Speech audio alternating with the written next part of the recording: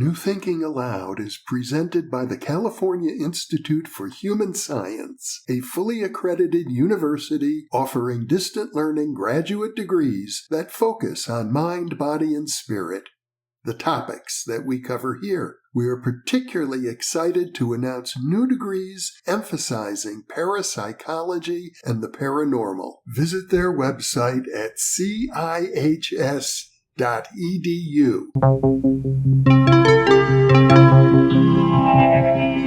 Thinking Aloud. Conversations on the leading edge of knowledge and discovery with psychologist Jeffrey Mishlove.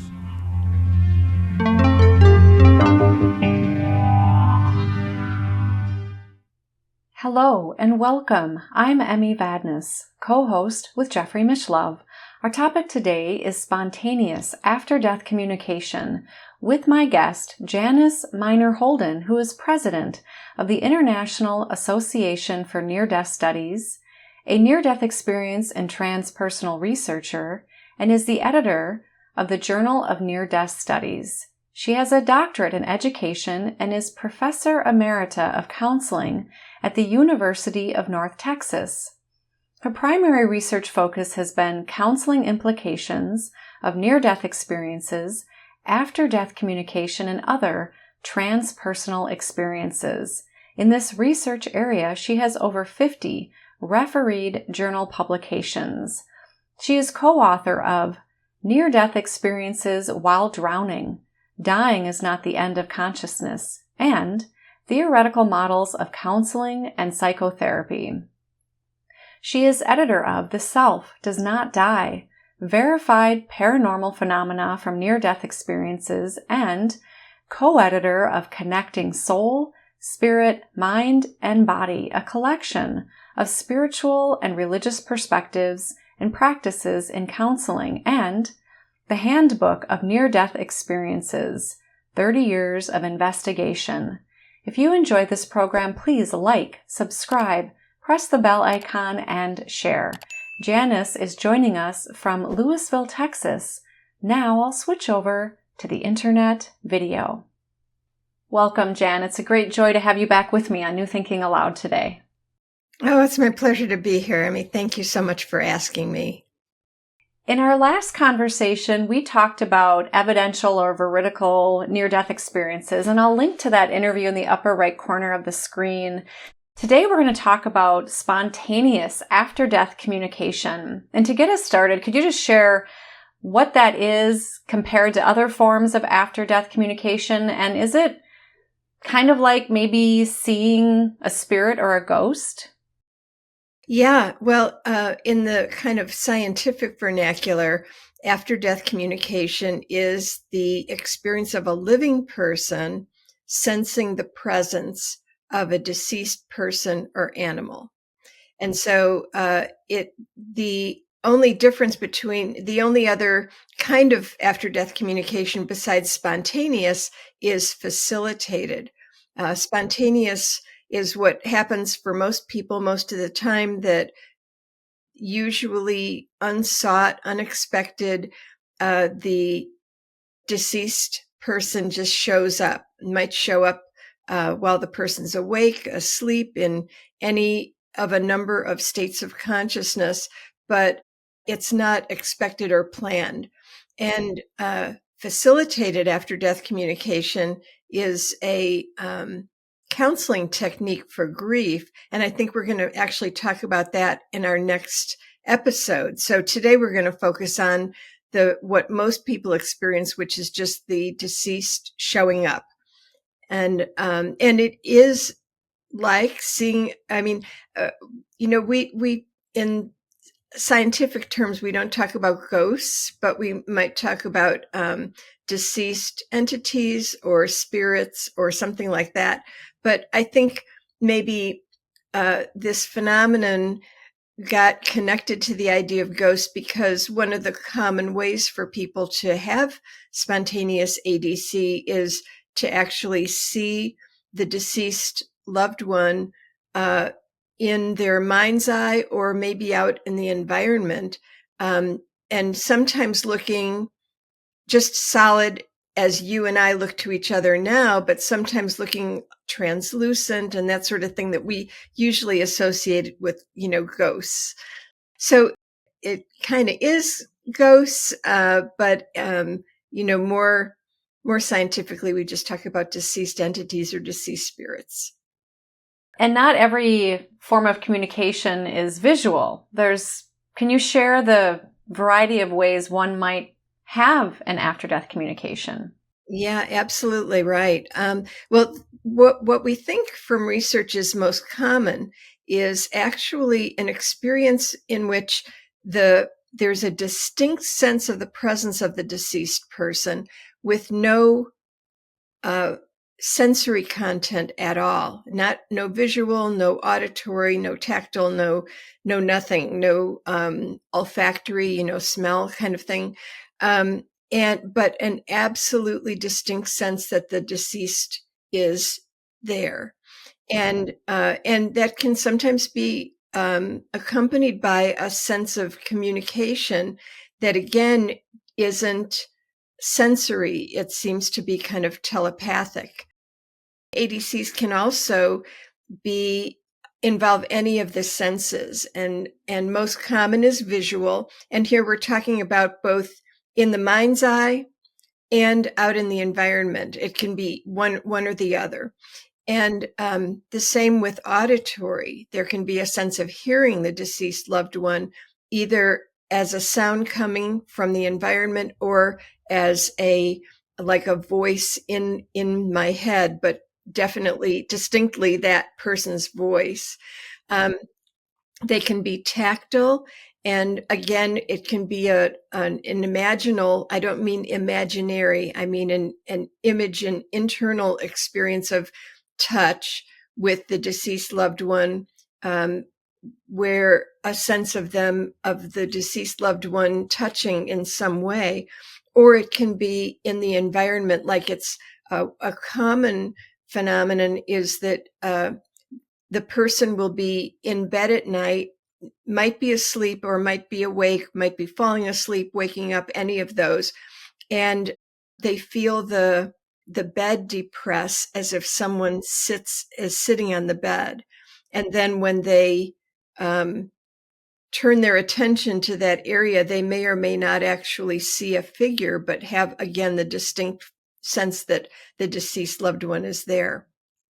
And then there can be olfactory ones where something that's a distinctive smell, like this person might have habitually smoked a certain kind of cigar that had a really distinctive odor, or wore a certain perfume, or some other smell or odor that's uniquely associated with that person.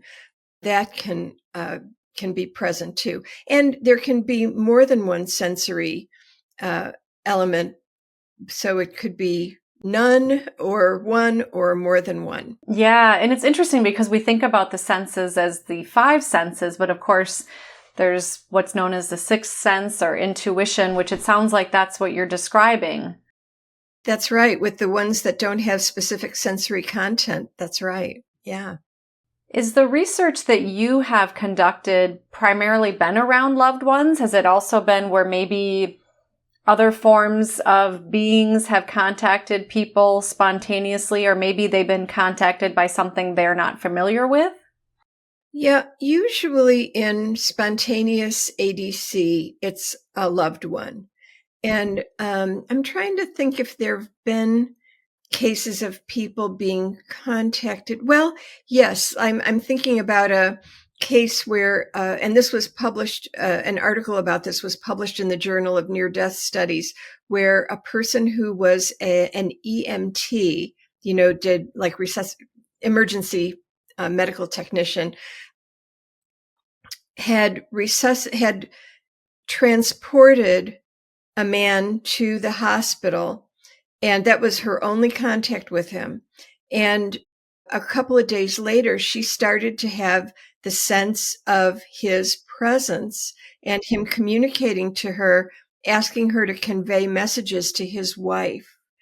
So there was spontaneous after-death communication between her and the man, but the purpose was actually for her to be a medium of communication between him and his wife.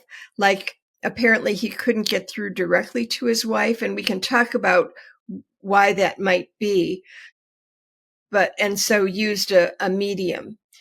So the ADC was between her and this patient, but it was in the bigger context of a mediumship thing. So that's why these experiences can not always be specified. It's only this or it's only that. Sometimes it can involve more than one type of transpersonal experience related to death. Yeah. People can also be visited in their dreams, right? That's right. Yeah. ADCs can occur in essentially every state of consciousness. The person could be just wide awake like we are now, or they could be meditating. They could be daydreaming. They could be asleep, falling asleep, waking up, being asleep. We actually think from research that sleep is probably the most frequent state of consciousness for ADC. And, your listeners might probably be able to guess why that might be. I mean, we guess that it's because when we're asleep, first of all, we're not distracted by all the stuff going on around us. The other thing is that our rational processes are resting, and so it facilitates intuitive experiences occurring more easily. And so, but when they occur during sleep, I personally do not call them dream ADC. Sometimes they're referred that way, oftentimes, in fact, in the literature. But the reason I don't is because almost always people say when they have an experience like this, it doesn't act like a normal dream. It's not irrational the way our dreams are. It's not foggy the way our dreams are. And anybody who's a student of dreaming knows that dreams are very ephemeral, and it's very difficult to remember them. Yeah, even if I've had an interesting dream that I thought, I've got to think about that later. And then later in the day, I think, I know I had that really interesting dream. Now I can't even remember what it was about. These experiences make perfect sense. They're vivid and clear. The experiencer feels, even though they're asleep, they feel completely lucid. And the experience is not only memorable the following day after they wake up, but people remember these experiences vividly for decades. In many ways, they don't act like dreams. And I often think that the English language is too limited to help us distinguish between these experiences. I was talking with one of my former doctoral students, now Dr. Farnoosh Nouri, and she grew up in Iran, so she speaks Farsi. And we were talking, she took my transpersonal counseling course at one time, and one day afterwards we were talking about this on this topic, and she said, in Farsi we have two words for experiences during sleep. One is I think it's sadek, and it means a normal dream, and the other one is something sadeche, which means a true vision or a dream that comes true. Oh, I love that they distinguish between that, because we can have precognitive experiences, and that's a way to validate some of these phenomena, is that we can have some type of prediction or image of something that might occur, or that we're not sure if it will occur, but then it does. And then it shows us that these experiences do have validity. And that's my next question for you, is how do we know that these are real versus made up or part of our imagination? First of all, they feel absolutely real to people. And the question is, are they just subjectively real or maybe also objectively? And there are cases of veridical after-death communication, meaning that in the after-death communication, the person received information that they did not and could not know through normal means, but is later verified as accurate. And so one case is a man, his name is John Wigglesworth, and he was an adult when his father passed. And sometime before his father passed, his father said to him, I'm telling you, I'm not telling anybody else, that I purchased a handgun for protection in my house, and I'm keeping it on the top shelf of my closet. And the reason I'm telling you is that if anything happens to me, I hope you'll go into the house and take it, because if your mom comes across it, she won't know what to do with it. So it was a few years later then that John's father passed, and he was then a couple weeks after his passing over at the house helping his mom clean out his father's stuff. And he thought, oh, this is a perfect opportunity. So he went up to the top shelf of the closet, couldn't find the gun. And long story short, looked everywhere he could think and couldn't find it, including like in the car, the safe deposit box, at just every place. So he thought, well, maybe Dad got rid of it and just didn't think to tell me. He just didn't know what else to do. So a few nights later, he has this experience while he's asleep. And in this experience, he's in his parents' house and he's walking down the steps into the basement, and his father is calling to him from above. And he's saying, yeah, go down in the basement. And John's saying, but Dad, I've already searched the basement. And his father's saying, no, calling from above. No, keep going down and go down the hall into my dark room. And John's like, but Dad, I searched your dark room. And his father's like, no, keep going. Go across the room to this particular cabinet, pull it away from the wall, and there you'll find the gun lodged between the cabinet and the wall. So then the next morning, John wakes up. He remembers this experience from the middle of the night before. At first, he dismisses it, as we in the West tend to do, oh, that must have just been, whatever, my imagination. But then it was bothering him. So a couple days later, he went over to the house and, Mom, you mind if I look around in the basement? And she's like, no, that's fine, sweetheart. So he goes down the steps into the dark room, over to the cabinet, pulls it away from the wall. There's the gun. And he is absolutely sure that his father never told him that he had decided to move it and move it to that particular place. So, and there are other cases. Like a few years ago, after I did a presentation, a woman came up to me and said that her father had an insurance policy, but when he passed, nobody knew where it was or what company it was or anything. And they really were needing the money, but nobody knew like what to do. And one day she had a visit from her father in which he told her to go to his bedroom, to the nightstand next to where he used to sleep, and open the top drawer. And he had taped for who knows why, he had taped the insurance policy up under the top drawer of the nightstand. So she and her mother, she went over to the house, told her mother, they went up to the bedroom and opened and reached up there, and there was the insurance policy.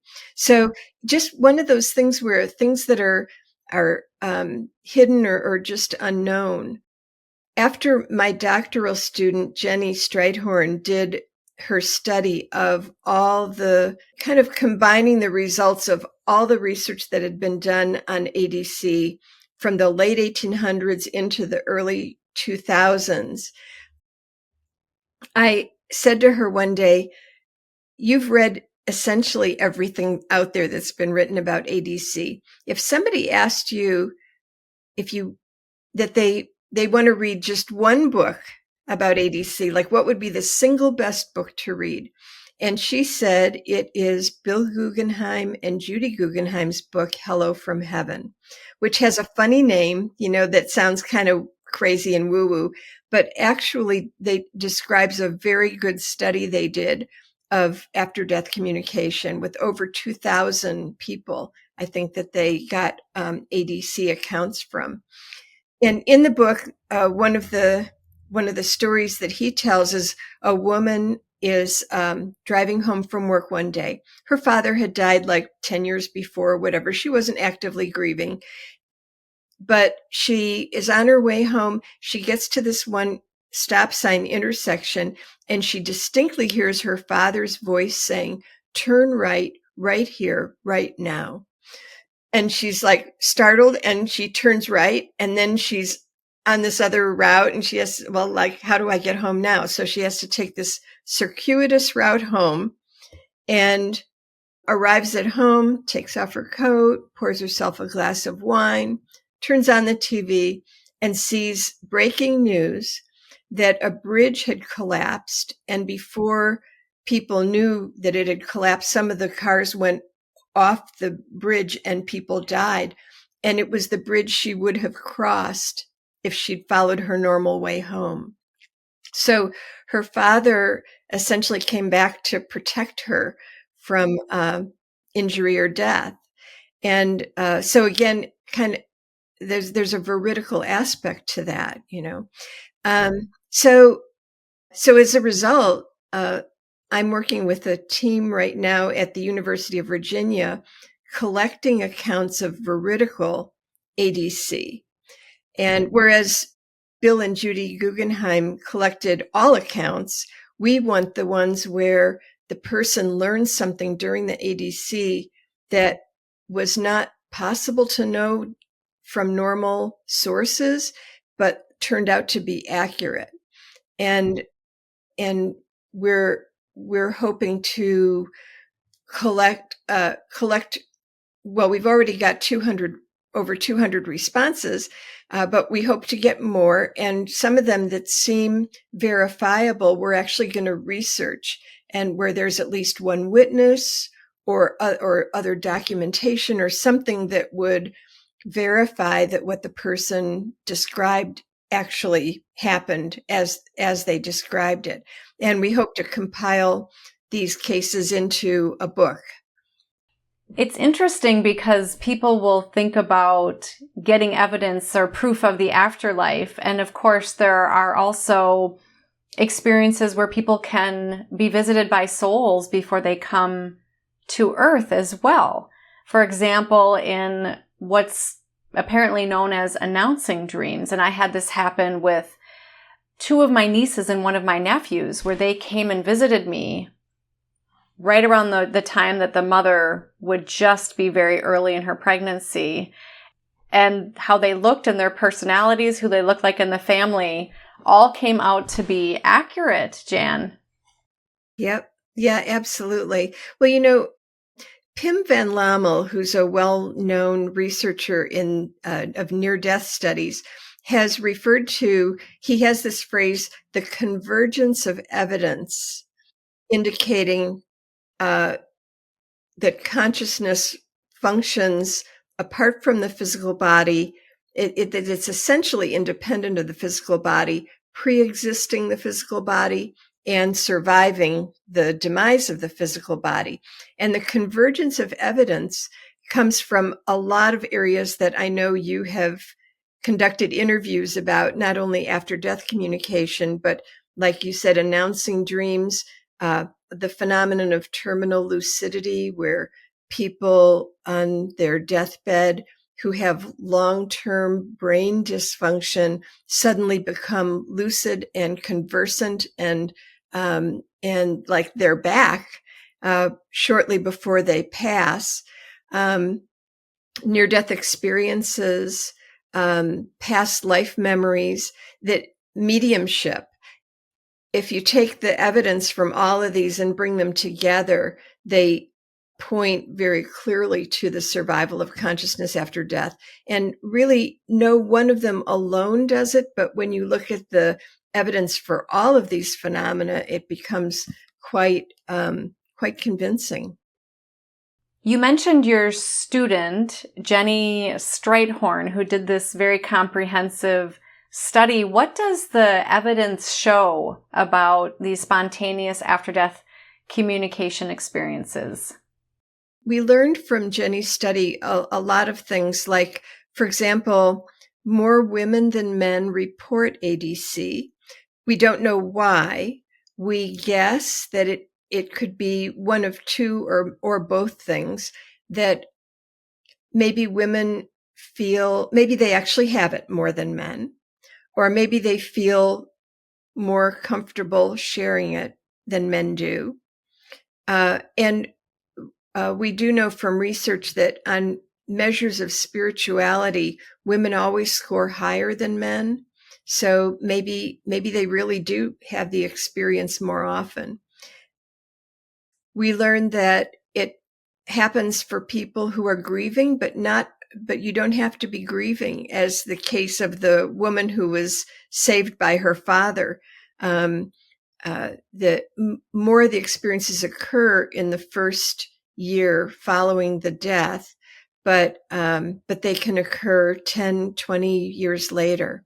One of the things that we know also from research on facilitated after-death communication is that, there's this phenomenon that I call ADC envy. It's kind of a play on words. Freud talked about penis envy, that women, envy men for having penises, and like, okay, whatever. There's ADC envy, where people are like, how come you had that experience and I didn't? So a son might die and a cousin might have the ADC, but not the brother, sister, or mother of the person. And people sometimes wonder why. And we think we know, at least in many cases. And that is that we know from facilitated after-death communication work as well, that in order to receive this communication, it really helps if the person is emotionally centered and open, inviting, but not demanding, grasping, or other kinds of emotional intensity.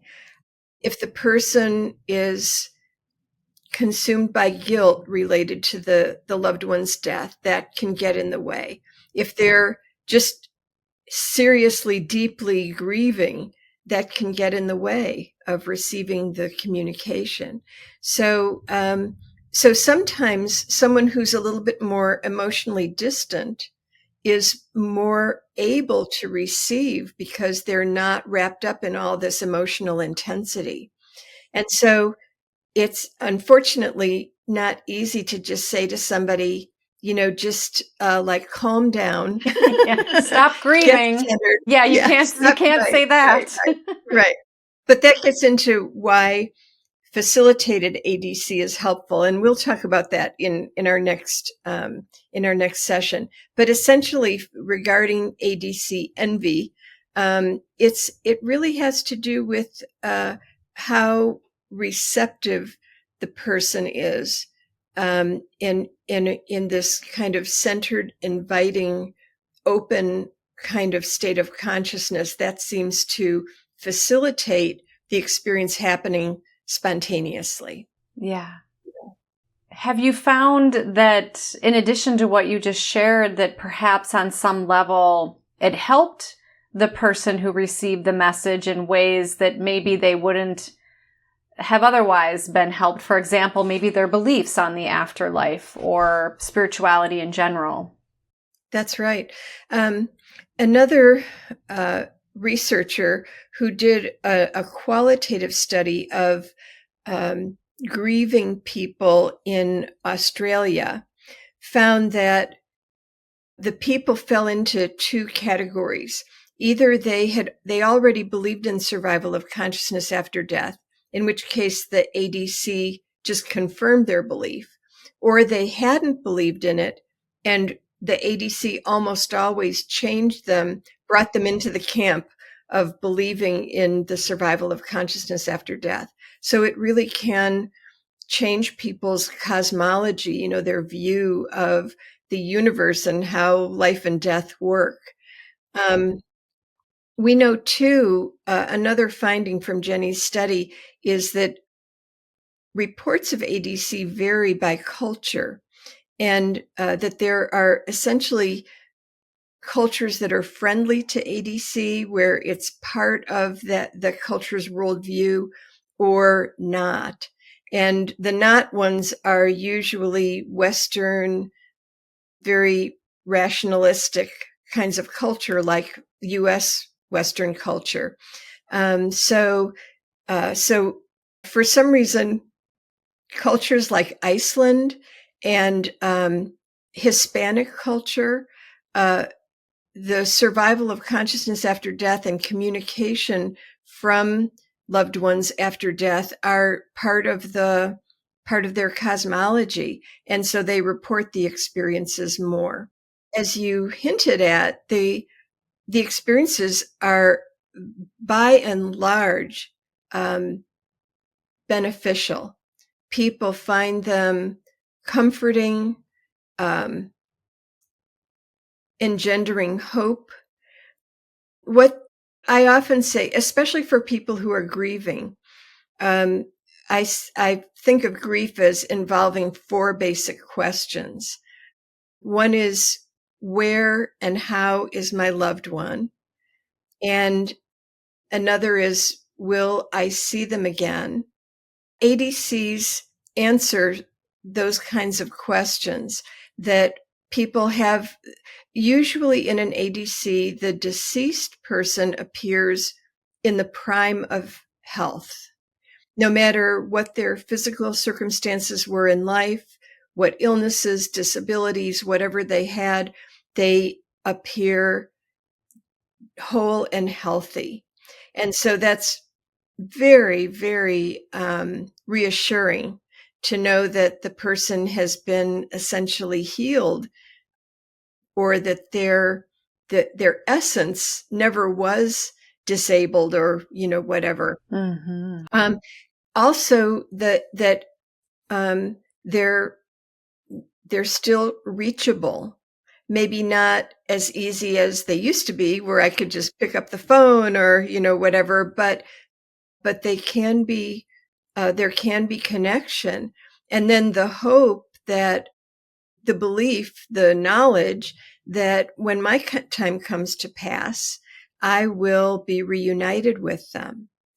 And also that they often convey, that is, the deceased in these experiences often convey interest in the living person's life, or wanting to just drop in and say, I'm here, I'm still interested in your life, and that there's a what in the grief world is called the idea of continuing bonds, that our bond continues. And so good grief doesn't mean get over it, forget the person and move on. It means establishing a new relationship with the deceased that is based on those, when someone's had an ADC, it can be based on those ideas of connection and interest and future reunion. So they're, by and large, very helpful. I did a study. There's another whole aspect to ADC that has to do with conservative religion. And that is that there's a passage in the Bible, in the book of Galatians, that prohibits necromancy. And necromancy is consorting with the dead in order to get information that enables me to have some special power in the material world. So like David in the Bible, King David consorted with a seer and got information about an upcoming battle. And he died shortly after that, which is interpreted as sort of God punishing him for doing that. So what happens is that because necromancy involves communication with the deceased and ADC involves communication with the deceased, they're sometimes commingled, I think, inappropriately. Because, first of all, necromancy is pursued by the living person for a selfish, dominating kind of purpose. Whereas ADC, even when it's facilitated, it's always essentially spontaneous. We'll talk about that more next time. It is not for the purpose of the living person to have any special power or anything like that. It's to have the connection and the reassurance of the connection with the deceased. So they're essentially different. Well, early in my development as a counselor, I got a kind of a litmus test from a Christian perspective about what does and does not derive from Holy Spirit. And it's actually in that same Galatians area in the Bible, where it says that the fruit of the Spirit is love, joy, peace, patience, kindness, goodness, faithfulness, gentleness, and self-control. And the message is that if an experience yields these fruit, then the experience comes from Holy Spirit. And one version of the Bible, the passage ends, "Against such there is no law," meaning this is bottom line. If this experience yields these things, it comes from Holy Spirit. There's no questioning it. So I had heard I live in Texas, in the middle of the Bible Belt, and I'd heard some people expressing that ADC was evil or of the devil or that sort of thing. And it just was so contrary to what research shows, that it's so beneficial. There's a few cases where people felt it to be harmful, but it's extremely rare. So I did a study, and I invited people who'd had ADC to answer my survey. And I just asked them, have you experienced ADC? And I defined it. And if they said yes, then I said, if you're willing to answer these questions, keep in mind, if you've only had one ADC, think about that one. Or if you've had multiple, identify the one that you found most impactful, for whatever reason, impactful to you. And keep that one in mind as you answer these questions. And so I didn't say anything about religion or the Bible or anything like that. I just said, as you think about the effect of this ADC, what effect did it have on your sense of love? Did it strongly, somewhat increase, or no change, or somewhat decrease, or strongly decrease? And then the next one was, what effect did it have? And I gave them an opportunity to explain. What effect did it have on your sense of joy? And then peace, patience, kindness, all the fruit of the Spirit. They answered each one. And if you can imagine their answers on a big scattergram, and this is over here is strongly decrease, and over here is strongly increase, the responses go like this. It's like the vast majority said that either strongly or somewhat increased the fruit of the Spirit. And rarely did they say it had no effect, even more rarely that it decreased it. And so these experiences seem to, based on that litmus test, they come from Holy Spirit. So they just don't fit the definition of something that's inherently evil. When I was reviewing your literature in preparation for this, I believe I recall that in there it mentioned that the majority of people receive benefit, but the people who don't, it was typically because it didn't match their current beliefs or worldview? Or can you describe those experiences a little bit?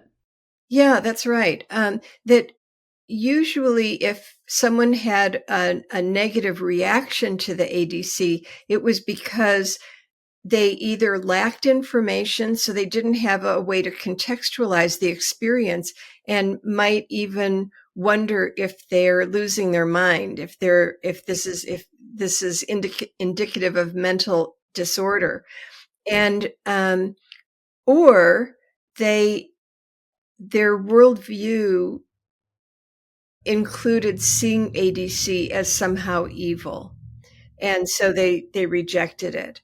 And that when people in that first category that just lack information, when they're given information, they usually can get past the concern about their mental health, because we know from research that there is no relationship between ADC and mental disorder.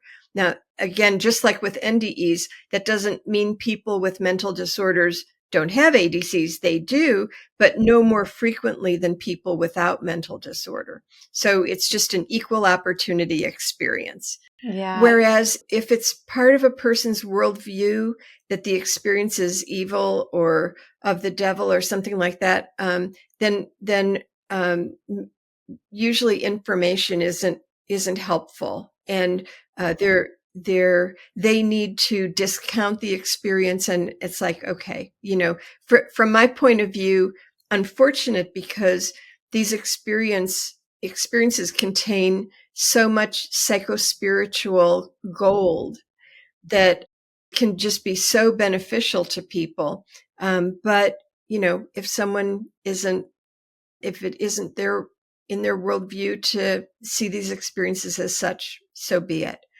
I also have seen just a couple of cases where the person, like one person in my study, indicated that her loved one showed up a lot, and that it actually interfered with her being able to accept the passing and move on. Like, I wish they would just leave me alone. And it was too bad that I didn't have the opportunity to interact with this person, because I know from cases of near-death experiencers who are often visited by deceased entities following their NDE, it's like it opens something in them, and they have these experiences more. It can be really distracting. There can be a lot of spontaneous mediumship, which is what I was referring to before, where deceased people that the NDEer doesn't even know come to them, ask them to convey a message to a living person that the NDEer doesn't know. And they're like, what am I supposed to do with this? And they'll come any time of the day or night. One gal had this experience where they would come a lot while she was asleep, and it would interrupt her sleep, and she was suffering from sleep deprivation. People can actually, she did, and others I've known have set limits with the deceased, saying, don't come to me when I'm asleep. Like, I need my sleep, leave me alone. I know one NDEer who specified a certain time of day. She gets up in the morning, gets ready, and then sits down for an hour with coffee. And that's the time, if deceased entities want to visit, they can come. And so, and other times she's like, you're not welcome. And so I know it can sound funny, but it's possible to set limits, so that if in the rare case that ADC is in some way distressing, those limits can be set. What have you discovered as far as how available the deceased person is? And I know this is something we can touch on more in our next conversation, but it's coming up now. So I imagine there might be people listening who maybe even believe that, well, once a person passes, they're in the bardos for a while close to the earth, but then they move on. Or, so what have you and your other fellow researchers found in regards to that? Yeah. Well, to answer your question, Emmy, I have to move out of the domain of science and into the domain of personal speculation. But from what I've gathered, I think that we often are mistaken to project how things work in the material world onto how they work in the transmaterial domain. And that once we are freed from the binds of material existence, we move into domains where the rules are different. And that it's possible for, we usually think either the person is, their spirit is still existing, like in a free form, or they're reincarnated. And it may be possible that there's like an oversoul where aspects of me remain free form and another aspect gets reincarnated. And that it isn't the only this or only that kind of thing that we have in the material world.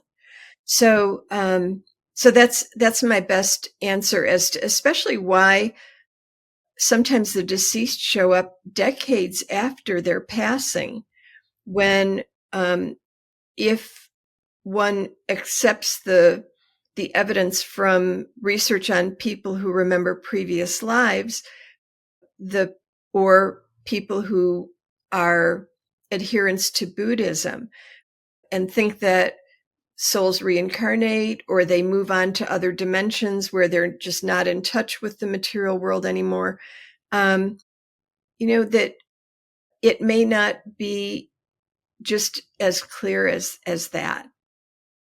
Are you comfortable sharing what you think may be happening? First of all, as medium Suzanne Giesemann and other people have said, love never dies. And ADCs often happen when people are in some way needing the experience, or that the experience is somehow beneficial to them.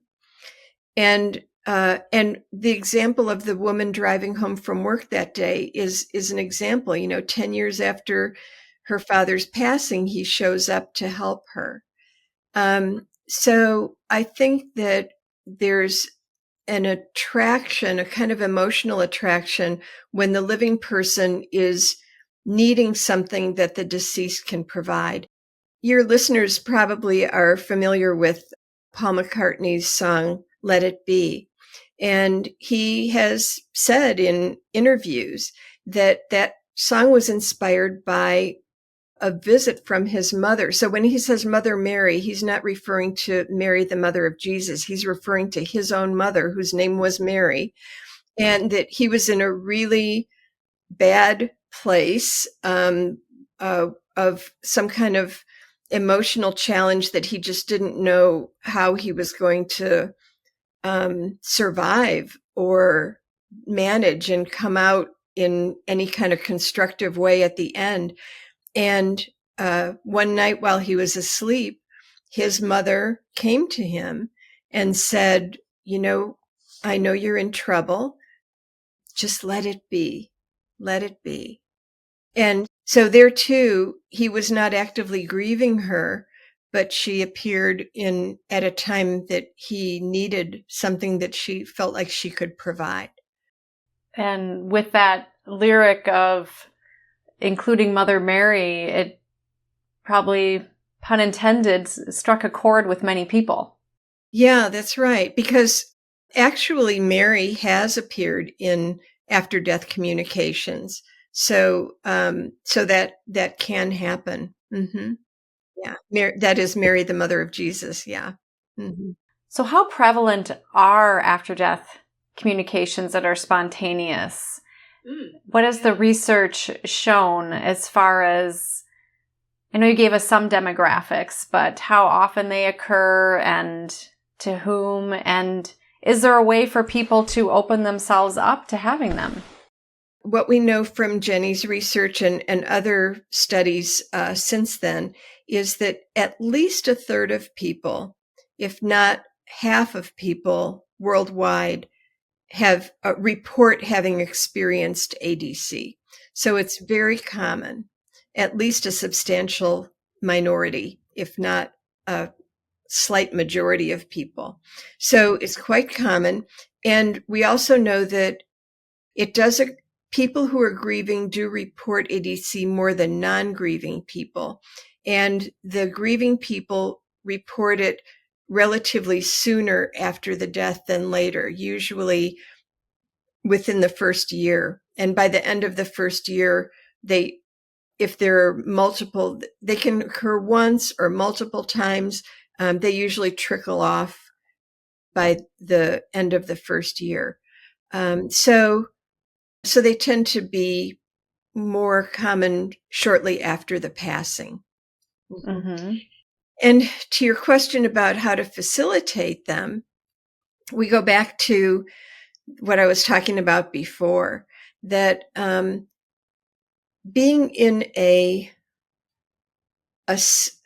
emotionally centered, receptive, inviting state of mind is what facilitates the experience to more likely occur. And sometimes for people who are wanting to have the experience, I suggest, of course, induced after death communication, our topic for next time. But in the meantime, a kind of thing that it's related to what's called dream incubation. But again, I don't call these experiences dream. So sleep ADC incubation, which means when you're falling asleep at night, think of the deceased person that you'd like to be in touch with and let them know that you're inviting them to visit while you're asleep. And some people have had experiences as a result of that practice.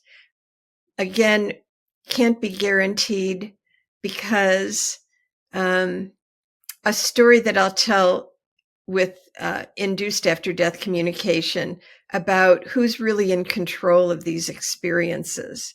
And that in a nutshell, we can't make a deceased entity, come, but we can, we lose some of our power to connect, but we can certainly facilitate those experiences with our state of being and our intentions.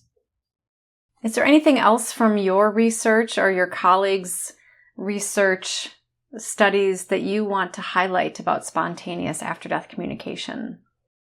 Yeah, another little subtopic is how the media addresses these experiences. And I did an analysis a couple years ago with my colleague Noelle St. Germain-Serre of recent articles about ADC. And we found 4 of them that had been published since the onset of COVID. And in 3 of them, they referred to after-death communication as hallucinations. And this just makes Noelle and me ballistic, go ballistic, because so just like we can say that ADCs while we sleep are not like normal dreams while we sleep, we can say that ADCs in general are not like hallucinations. So for example, hallucinations are usually distressing. ADCs are usually pleasurable. Hallucinations are usually after it happens, the person returns to normal consciousness, they look back on the hallucination and just dismiss it as not real. Whereas after ADC, people very strongly tend to look back on it as absolutely real. Hallucinations are considered meaningless. ADCs are almost always perceived as meaningful. Hallucinations are almost always forgotten after, shortly after they occur. ADCs are remembered vividly for years and decades to come. And the thing that they have in common is that they often are subjective experiences that the person has alone. However, there are even cases of veridical ADC that is veridical because more than one person had it. And I'll tell you a story if we have time. Yeah, please. Good. Well, this was actually early in my research of near-death experiences. I interviewed a gal named Jan, and it wasn't me, but another person named Jan, who had had an NDE. And after we finished our interview, we were just chatting as she went to the door, and we paused as she told me this story, that after her NDE, she was married with a small child, a toddler, and her mother-in-law was diagnosed with cancer. So she and her husband, who had been living, and their toddler had been living in an apartment, they actually moved in with his mother and lived with her for almost a year, caring for her until she passed. At which point they got rid of all her stuff, sold it, gave it to charity, sold the house, and then moved into their own house. During the time that they were caring for her, Jan became pregnant again. So shortly after they moved into their own house, they had another baby. And the baby was just a couple months old when one night Jan awoke from sleep in the middle of the night. She was lying on her back, and she said at the end of her bed was standing her mother-in-law. And Jan was surprised and conveyed to her telepathically, like, what are you doing here? And her mother-in-law conveyed back, I just came to see how everybody's doing. And Jan noted that she was wearing a jumper that Jan had made for her in real life, that she had always said was her favorite dress. And it was a little confusing to Jan because she knew she had given that dress to charity. But here her deceased mother-in-law was standing before her wearing it. So with this, her mother-in-law turns. She walks out of the bedroom. Jan gets out of bed, follows her. She goes into the older child's room and is standing there watching the child sleep. The child starts to become restless. The mother-in-law turns, leaves the room. Jan follows her. She goes into the baby's room. Baby's laying there, but then after a while starts to become restless. Mother-in-law turns, leaves the room. Jan follows her. And as the mother-in-law walked down the hall, she just disappeared. So all this happened before Jan even thought to wake her husband up or something. And so at this point she thought, oh, well, so she waited till morning and she told him first thing in the morning what had happened overnight. So they were just kind of amazed and reassured, and just thought it was so curious that she was wearing that dress that Jan had made for her. So, but they didn't tell anybody else in their family because they figured, it wasn't really like the part of the family lore to have after death communication. So fast forward a few months, there's a family reunion of her husband. And so the adults are all together late at night. The children have all gone to bed. The adults have been drinking adult beverages and people are feeling a little loosened up. And Jan's sister-in-law, her husband's sister, says, okay, y'all, I have to tell you something. She said, a few months ago, I woke up in the middle of the night and Mom was standing at the foot of my bed. And she turned to Jan and she said, you know what? She was wearing that jumper you made for her that she always said was her favorite. And so it's a confirming kind of thing. You don't have this with hallucinations. Back to hallucinations. This is not hallucination when you have confirmation that the information from the experience was accurate. So it's in the media, if I could school all of the journalists, I would say stop calling these experiences hallucinations because that degrades the experience from what it actually is for people. And start referring to them as experiences. experiences that people have. And there was one of those 4 articles we found, they did that. They referred to them as experiences, and they didn't denigrate them by considering them or referring to them as hallucinations. Right. Yeah.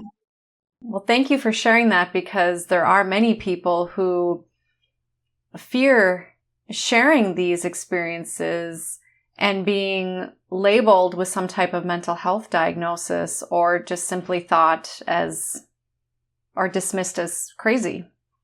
That's right. And as I said, and it's worth repeating, there is no relationship between ADC and mental disorder.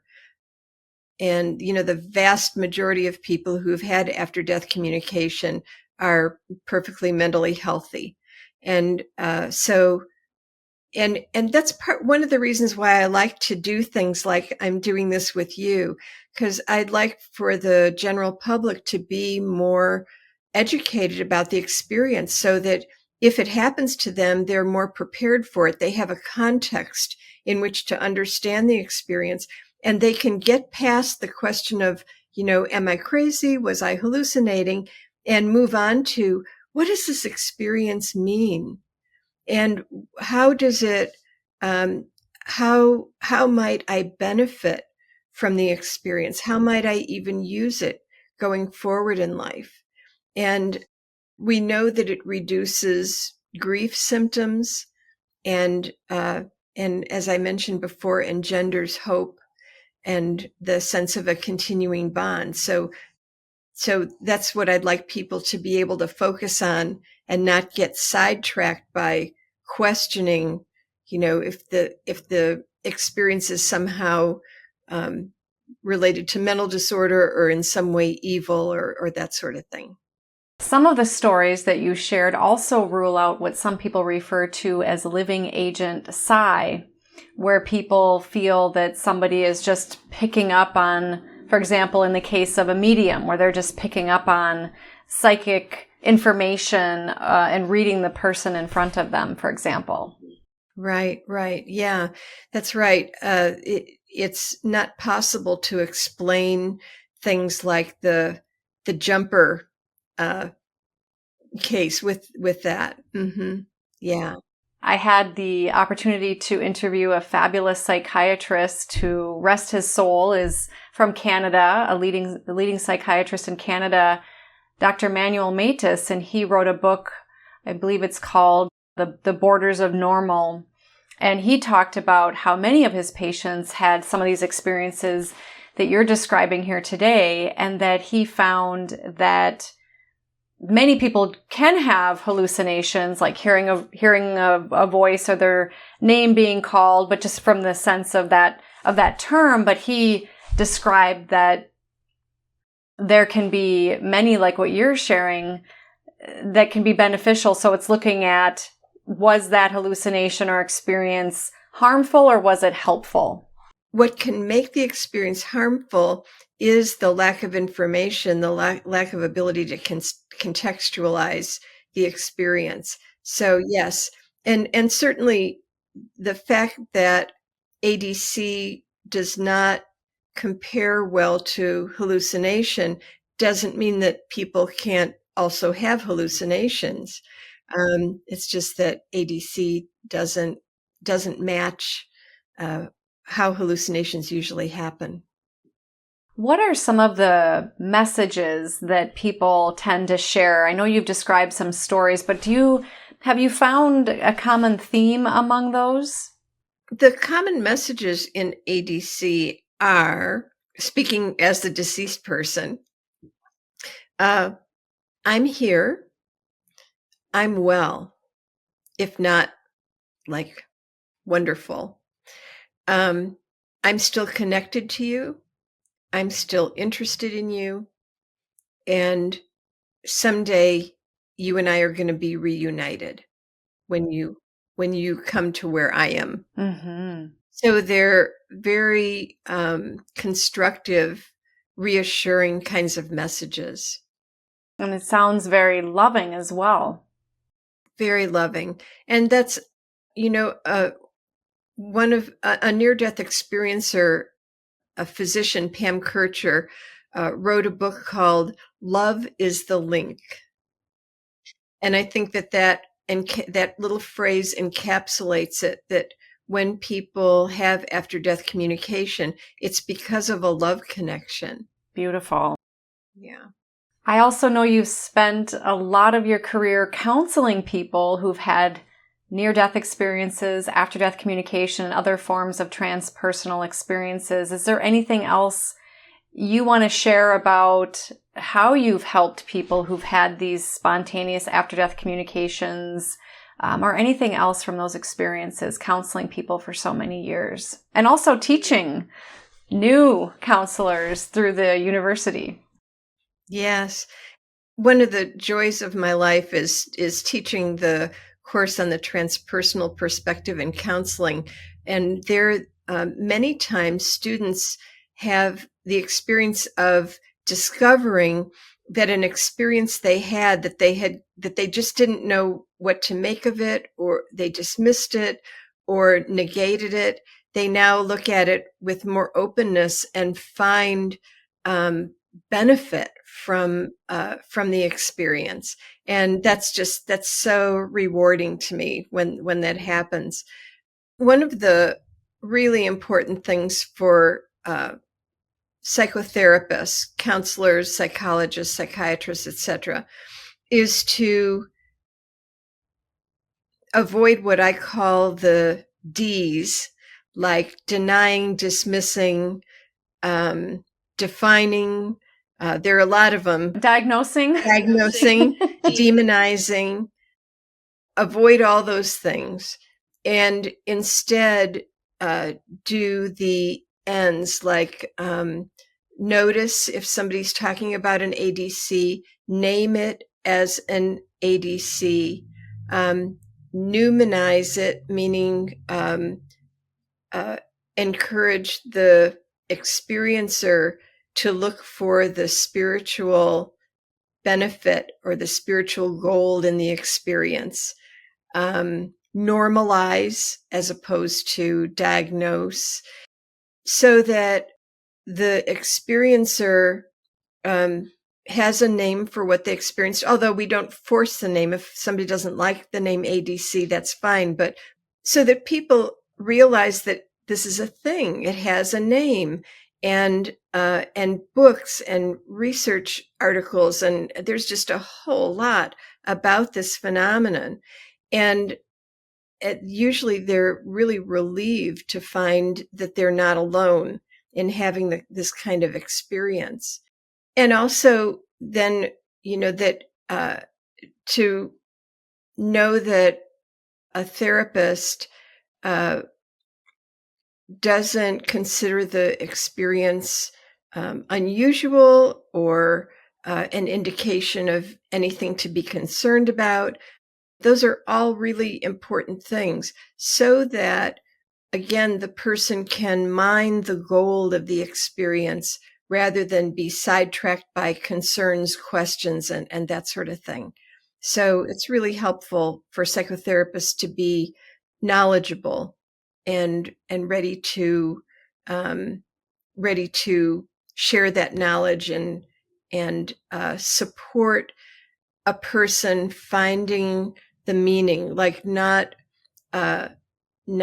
interpreting, not deciding. That's another D, deciding what the experience means, but rather inquire into what meaning this experience has for the experiencer, and facilitate that unfolding process of meaning making and integration, and questioning, how the person might want to move forward in life in light of the experience that they had, whether it informs how they want to live in the future.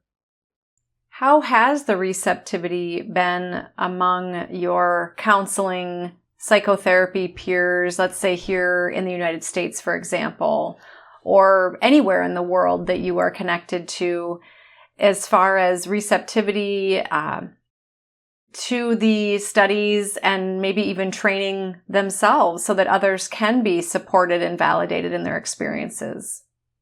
I probably have a sort of a biased answer because the people that I interact with know what I'm going to be talking about and seek it out.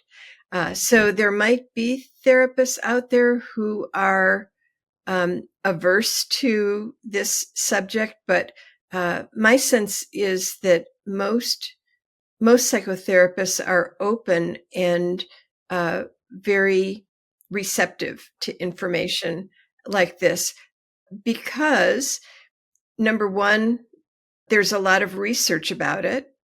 And number two, the experiences are beneficial, and that's what they're doing psychotherapy for, to be of benefit to their clients. So my sense is that there's generally receptivity and probably, in some quarters, maybe not as much psychotherapists, but other researchers may not, or other people, because if I'm a firm believer that if someone looks into the research on ADC, they're going to see the kinds of things that I've been telling you about for the past hour plus. But maybe people who have a materialist worldview, that everything arises from the physical world and there is no such thing as transmaterial phenomena. They may be preemptively closed to the subject. And I suspect that there are people out there like that. Mm-hmm, mm-hmm. As we say in Texas, bless their hearts. Right. And people seek out support for these experiences among other professionals as well, or among their own spiritual or religious communities. And are there training programs for mental health practitioners on these topics that people can explore?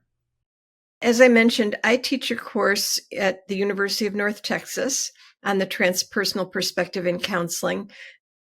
William and Mary, the college or university in, I believe they're in Virginia, they also offer a similar course.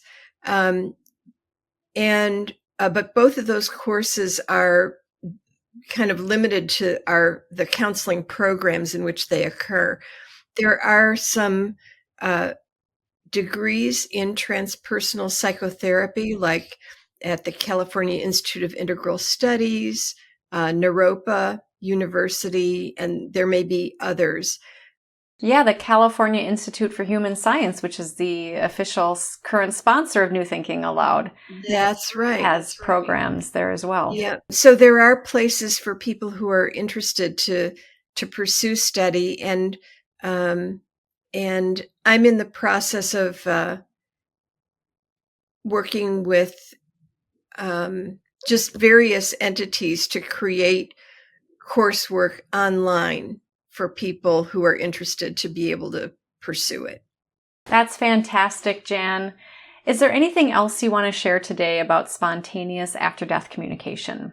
I can't think of anything. You've been really thorough and helped me to think of a lot of the things that I really think are important to touch on. Well, I'm very much looking forward to our next conversation on induced after-death communication and how people can connect with their loved ones on demand whenever they wish, it sounds like. So, or pretty close. Or pretty close. Yeah. Awesome. Jan, thank you so much for all that you've shared with me today. I've once again thoroughly enjoyed our conversation. Me too, Emmy. Thanks so much. Thanks so much for being with me today. You bet. My pleasure.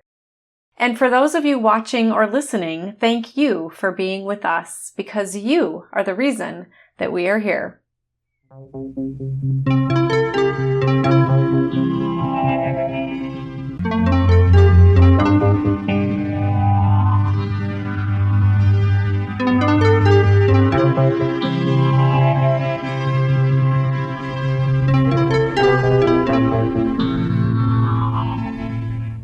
Book 3 in the New Thinking Aloud dialogue series is UFOs and UAP, Are We Really Alone?